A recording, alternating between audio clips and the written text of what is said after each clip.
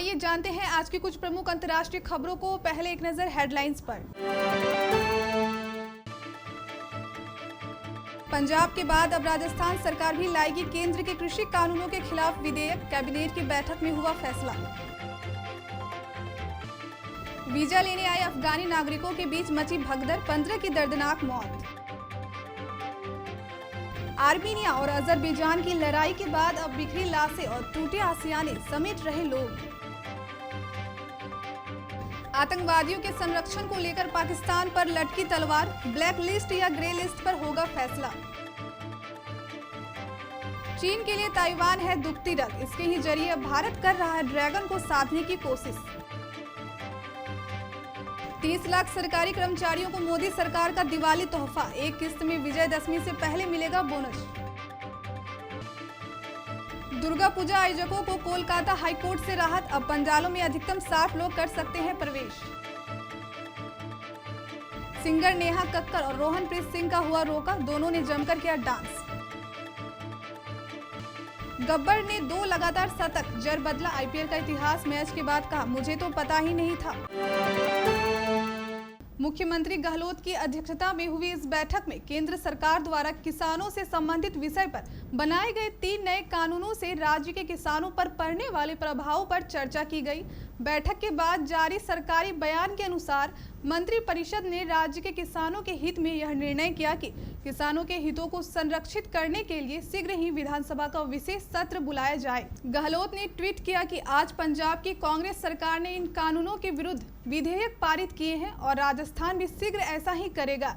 बयान के अनुसार राज्य मंत्रिपरिषद ने फसलों की न्यूनतम समर्थन मूल्य पर खरीद की अनिवार्यता पर जोर दिया। साथ ही व्यापारियों द्वारा किसानों की फसल खरीद के प्रकरण में विवाद होने की स्थिति में उसके निपटारे के लिए दीवानी अदालत के अधिकारों को बहाल रखने पर भी चर्चा की। अफगानिस्तान के पूर्वी नांगरहार प्रांत में पाकिस्तान जाने के लिए वीजा लेने के क्रम में बुधवार को एक स्टेडियम में इंतजार कर रहे हजारों अफगानी नागरिकों में भगदड़ मच गई। इस भगदड़ में कम से कम 11 महिलाओं समेत 15 लोगों की मौत हो गई। अधिकारियों ने यह जानकारी दी। गवर्नर अताउल्ला खोगियानी ने कहा कि इनमें से 13 अन्य लोग घायल हो गए, जिनमें ज्यादातर महिलाएं शामिल हैं। उन्होंने कहा कि मारे गए लोगों में से ज्यादातर वृद्ध थे। वहीं बुधवार को हुई इस अन्य घटना में उत्तरी अफगानिस्तान में तालिबान के हमले में कम से कम 34 अफगान पुलिस कर्मी मारे गए। एक स्थानीय अस्पताल के अधिकारी ने यह जानकारी दी। ताखर प्रांत के मुख्य अस्पताल के निर्देशक रहीम बाखिस दानिश ने कहा कि हमले में 8 अन्य सुरक्षाकर्मी घायल हो गए। अजरबैजान और आर्मेनिया के बीच युद्ध शुरू होने के बाद नागोर्नो काराबाख और इसके आसपास के इलाके में रहने वाले लोगों ने अपना घर छोड़कर दूसरी जगह पर चले गए।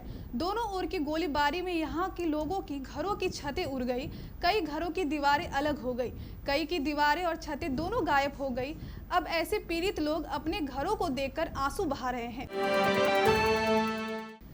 फाइनेंशियल एक्शन टास्क फोर्स की 3 दिवसीय वर्चुअल बैठक आज से शुरू हो रही है। यह बैठक पाकिस्तान के लिए काफी अहम है। 21 से 23 अक्टूबर तक चलने वाली इस बैठक में FATF पाकिस्तान के ग्रे लिस्ट में बने रहने पर समीक्षा करेगा। पाकिस्तान FATF की ओर से दी गई यह 6 जिम्मेदारी को पूरा करने में असफल रहा है। ऐसे में विशेषज्ञों का कहना है कि पाकिस्तान का ग्रे लिस्ट में बना रहना तय है। इतना ही नहीं, आतंकवादियों का पनाहगार पाकिस्तान पर ब्लैक लिस्ट होने का खतरा भी मंडरा रहा है।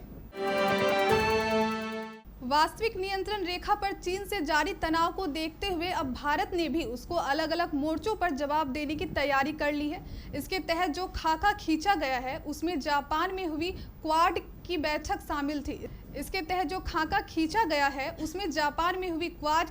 शामिल थी। इसके बाद नवंबर 2020 में होने वाला मालबार अभ्यास भी इसकी ही एक कड़ी है।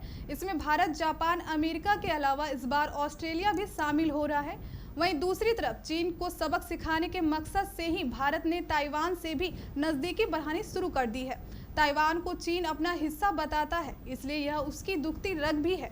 यही वजह है कि वो चाहता है कि ताइवान के साथ कोई भी देश किसी भी तरह की निजी संबंधों को कायम करने से दूर रहे। यही वजह है कि वो ताइवान को लेकर कई बार कई देशों को सीधे तौर पर चेतावनी भी देता रहा है। माना जा रहा है कि भारत ऐसा करके कहीं ना कहीं चीन को साधने की कोशिश कर रहा है। मोदी सरकार ने दिवाली से पहले 30,70,000 सरकारी कर्मचारियों को बोनस देने का फैसला किया है। केंद्रीय मंत्री प्रकाश जावड़ेकर ने कैबिनेट फैसले की जानकारी देते हुए बताया कि कर्मचारियों को बोनस देने से सरकार पर 3,07,037 करोड़ रुपए का बोझ आएगा। आपको बता दें कि इससे पहले केंद्र सरकार ने हाल ही में सभी सरकारी अधिकारियों और कर्मचारियों को त्योहारों के मौकों पर 10,000 रुपए का ब्याज मुक्त अग्रिम देने का फैसला किया था। उपभोक्ता खर्च बढ़ाकर अर्थव्यवस्था से मांग बढ़ाने की योजना के तहत सरकार ने यह कदम उठाया था। कोलकाता हाईकोर्ट ने पूजा पंडालों को नो एंट्री जोन बताने वाले आदेश में थोड़ा बदलाव किया है। कोर्ट के नए आदेश से पूजा आयोजकों को थोड़ी राहत मिली है, क्योंकि हाईकोर्ट के नए आदेश के मुताबिक अब अधिकतम 60 लोग एक बार में पंडाल में प्रवेश कर सकते हैं।